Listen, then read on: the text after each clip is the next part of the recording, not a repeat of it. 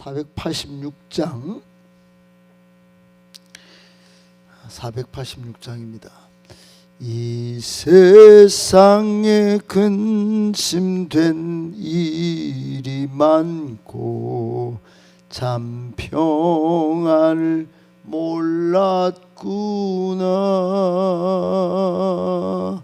내 주 예수 날 오라 부르시니 곧 평안히 쉬리로다. 주 예수의 구원의 은혜로다. 참 기쁘고 즐겁구나. 그 은혜를 영원히 누리겠네. 곧 평안히 쉬리로다. 이 세상에 곤고한 일이 많고 참 쉬는 날 없었구나. 내 주 예수 날 사랑하시오니 곧 평안히 쉬리로다.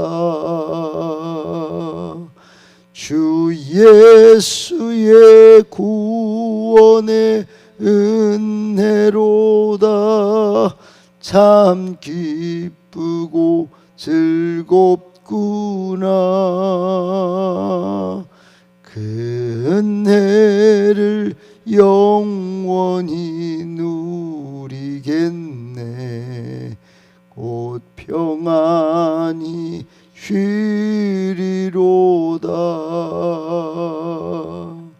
이 세상에 죄악된 일이 많고 참 죽을 일 쌓였구나. 내 주 예수 날 건져 주시오니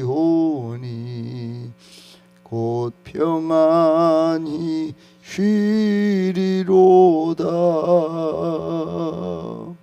주 예수의 구원의 은혜로다.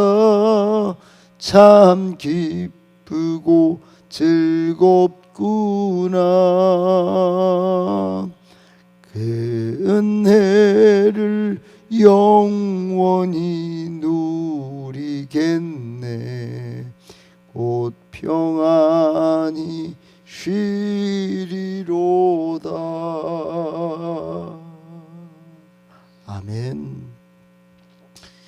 네, 오늘부터 구약성경 룻기를 조금 묵상하겠습니다.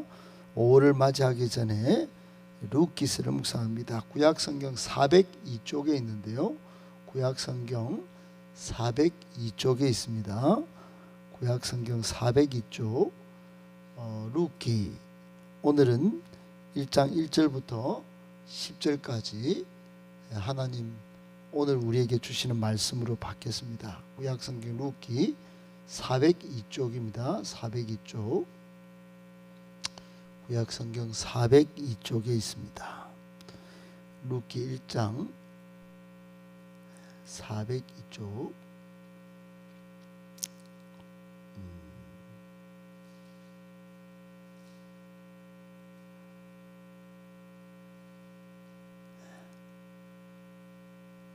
(402쪽)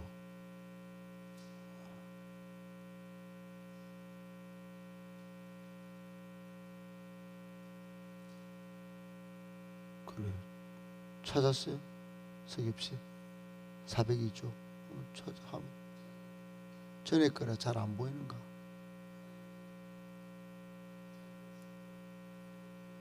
네. 차에 놓고 왔어. 좀 한번 페이지 맞는지 한번 봐주실래요? 찾았어요? 보여? 보여요. 오케이. 자, 우리 한 절씩 저와 여러분이 교독하겠습니다. 사사들이 치리하던 때에 그 땅에 흉년이 드니라. 유다 베들레헴에 한 사람이 그의 아내와 두 아들을 데리고 모압 지방에 가서 거류하였는데 그 사람 이름은 엘리멜렉이요, 그의 아내 이름은 나오미요, 그의 두 아들의 이름은 말론과 기럯이니 유다 베들레헴 에브라 사람들이더라. 그들이 모압 지방에 들어가서 거기 살더니 나오미의 남편 엘리멜렉이 죽고 나오미와 그의 두 아들이 남았으며 그들은 모압 여자 중에서 그들의 아내를 맞이하였는데 하나의 이름은 오르바요, 하나의 이름은 루시더라. 그들이 거기에 거주한 지 10년쯤에 말론과 기럯 두 사람이 다 죽고 그 여인은 두 아들과 남편의 뒤에 남았더라. 그 여인이 모압 지방에서 여호와께서 자기 백성을 돌보시사 그들에게 양식을 주셨다 함을 듣고 이에 두 며느리와 함께 일어나 모압 지방에서 돌아오려 하여 있던 곳에서 나오고 두 며느리도 그와 함께 하여 유다 땅으로 돌아오려고 길을 가다가 나오미가 두 며느리에게 이르되 너희는 각기 너희 어머니의 집으로 돌아가라. 내가 죽은 자 나를 선대한 것 같이 여호와께서 너희를 선대하시기를 원하며 여호와께서 너희에게 허락하사 각기 남편의 집에서 위로를 받게 하시기를 원하노라 하고 그들에게 입맞춤에 그들이 소리를 높여 울며 나오미에게 이르되 아니니이다. 우리는 어머니와 함께 어머니의 백성에게로 돌아가겠나이다 하는지라. 아멘. 우리 추석엽 성도가 새벽에 이렇게 오셔서 너무 반갑습니다. 하나님께서 추석엽 성도를 사랑하시고 질병 가운데 또 가정의 여러 어려운 가운데 열심히 살아가는 중에 특별히 사랑하셔서 이렇게 발걸음을 인도하신 줄 믿습니다. 기도하시고 능력을 더 입으시고 또 삶을 힘차게 살아갈 소망과 또 하나님 보여주시는 길을 잘 걸어가실 수 있기를 예수님의 이름으로 축복해요. 아멘. 오늘 본문의 말씀을 가지고 우리에게 주시는 말씀 세 가지로 정리해서 받고 이 말씀 붙들고 기도하도록 하겠습니다. 첫 번째, 영적 리더가 공동체의 운명을 좌우합니다. 영적 리더가 공동체의 운명을 좌우합니다. 여러분, 가정에는 가장이 있고 교회는 목회자와 또 우리 교회는 이제 평신도 사역자들, 셀 리더 또는 행복모임 인도자, 국장들이 세워지죠. 물론 기존의 직분자들도 있습니다. 다 영적인 리더라고 볼 수 있습니다. 한국 교회 여러분 많은 리더들이 있는데 오늘날 이렇게 세상의 질타를 받는 이유는 영적 리더가 영적 리더로서의 존재감이나 영향력을 끼치지 못하기 때문에 가장 그것이 큰 요소가 되어서 세상의 질타를 받고 있다고 봅니다.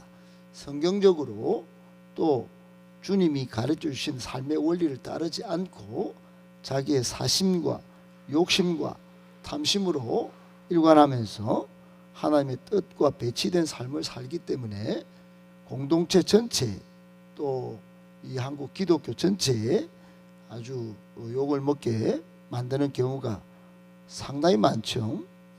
여러분, 영적 리더, 가장 또는 교회 중직자 또 한국 교회 전부 공동체 운명을 좌우하는 중요한 사람들입니다. 오늘 본문 1절에 그런 이야기가 나옵니다. 사사들이 치리하던 때, 사사들이 다스리던 때, 사사는 재판관이고 지도자들, 그러니까 모든 하나님의 통치권을 받아서 다스리던 때가 있었어요. 그때 사람들은 자기 소견에 오른 대로 행하던 그때입니다. 영적으로는 기운이 별로 안 좋죠. 하나님이 다스리던 사사들이 있긴 했지만 사람들 대부분은 자기 소견에, 자기 감정, 자기 생각, 자기 뜻, 자기 계획을 따라서 살던 때가 사사 시대입니다. 그때 베들레헴, 유다 베들레헴에 나중에 예수님이 태어나던 그곳에 한 사람 지도자가 있었는데 엘리멜렉이라고 하는 이름도 좋은 사람이 있었어요. 아내도 있고 두 아들도 있었어요. 가정을 잘 행복하게 꾸몄죠. 그런데 그만 흉년이 들었습니다. 흉년이 들었어요. 흉년이 들었는데 농경시대에는 흉년이 자주 있었습니다. 지금처럼 개간도 잘 되고 물도 땡겨오고 저수도 잘 되고 이런 그런 상황이 아니었어요. 그러니까 흉년이 들면 가난과 먹거리로 참 고생이 많았습니다. 그래서 풍요로운 곳으로 이동하는 경우가 흔한 경우였어요.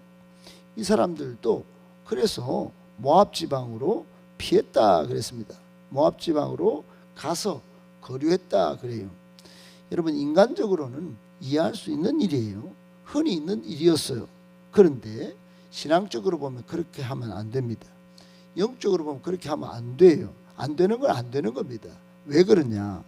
여러분, 이스라엘 백성들이 이 사사시대 오기 전에 어떤 일이 있었어요? 우리가 민수기를 쭉 보면 알지만 하나님께서 광야에서 하나님의 보호와 하나님의 인도를 불신하고 약속의 땅, 젖과 꿀이 흐르는 땅을 주겠다고 했지만은 믿지 않고 원망불평한 사람들 다 죽었습니다. 요수아와 갈렙 외에는 다 죽었어요. 그리고 차지한 땅이 가나안입니다. 그 가나안에 광야에서 태어난 믿음의 2세들 그리고 요수아 갈렙만 거기 들어가서 살게 된 겁니다. 그러니까 무슨 내용입니까?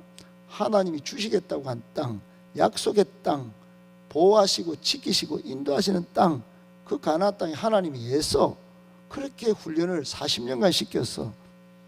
거기서 살게 한 땅이 바로 지금 유다 베들레헴이에요. 여기 가나안 땅입니다. 그런데 그 땅 하나님의 보호를 불신했다는 거 아니겠습니까? 신앙적으로 보면 이걸 불신하고 이방 지역으로 옮겼다는 겁니다. 땅 좋고 물 좋고 기름진 땅 모압 지방으로 간 겁니다. 다른 우상을 섬기는 땅으로 옮긴 거예요. 우리로 치면 이 교회 오늘 예배 드리는 게 아니고 영남 불교대학으로 가는 거다 이 말입니다. 여러분, 또 한 가지 신앙적으로 안 좋은 게 뭐냐? 하나님의 징계가 내린 거예요. 지금 이 흉년은 그냥 흉년이 아니에요. 지금 온 세상에 벌어지는 지진, 기근, 전쟁 이런 거 어찌 보면 영적으로 보면 하나님의 마지막 시그널이에요. 하나님께서 이 마지막 시대에 성경에 기록된 일들이 벌어지고 있는 것이다. 영적인 통찰로 보면 그렇게 해석하셔야 돼요. 전쟁이 났구나. 지진이 났구나. 뉴스, 어이구, 그렇구나. 그거는 고생 많겠네. 이렇게 하면 안 됩니다. 지금 온 세상에 일어나는 전쟁, 지진, 이거 놓고 우리의 삶을 통찰하고 살피고 성찰하면서 회개의 기회로 삼아야 돼요. 복음을 빨리 전할 기회로 삼아야 돼요.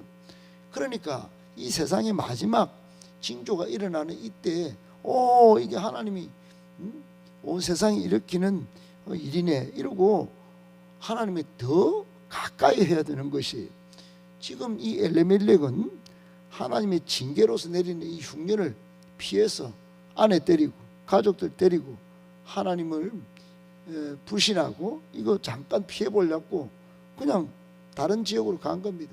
눈에 좋은 곳으로 간 거예요. 여러분, 교훈이 뭡니까? 교훈이 뭡니까?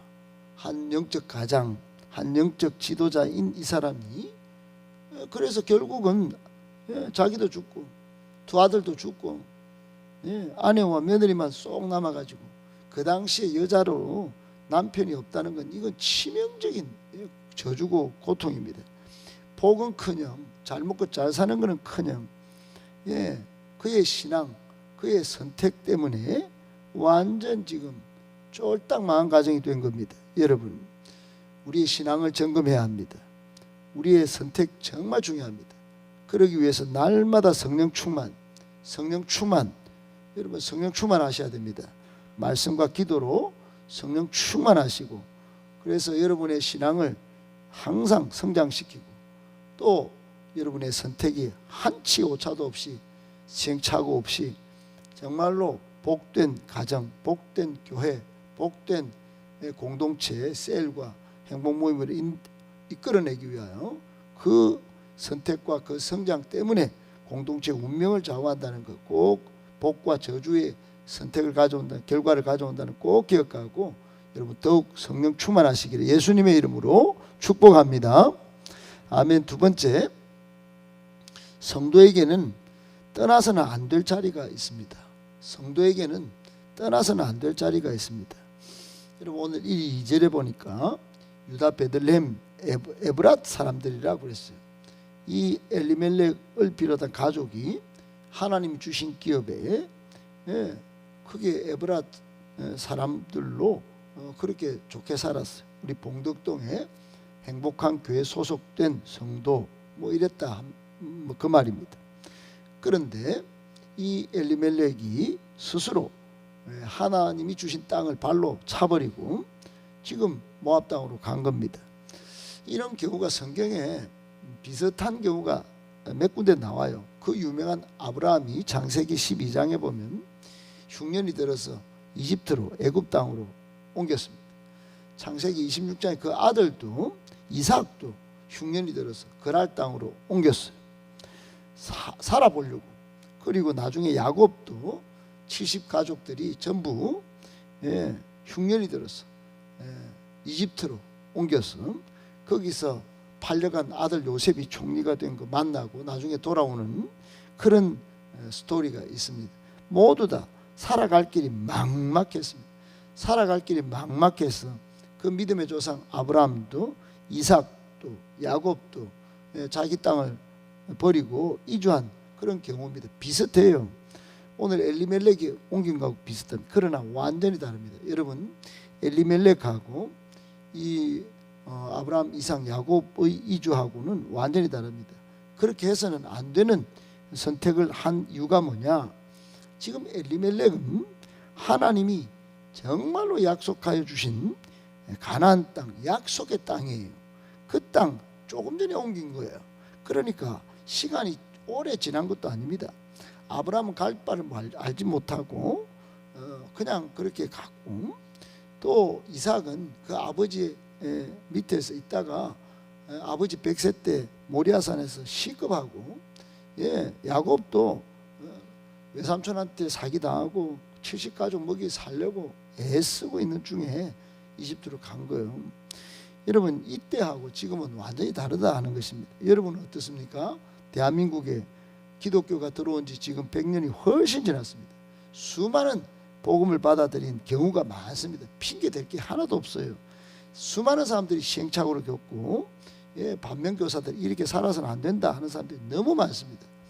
그리고 제대로 살아서 가난했지만 문제 구덩이 속에서도 믿음을 지키고 일어선 경우가 참 많습니다.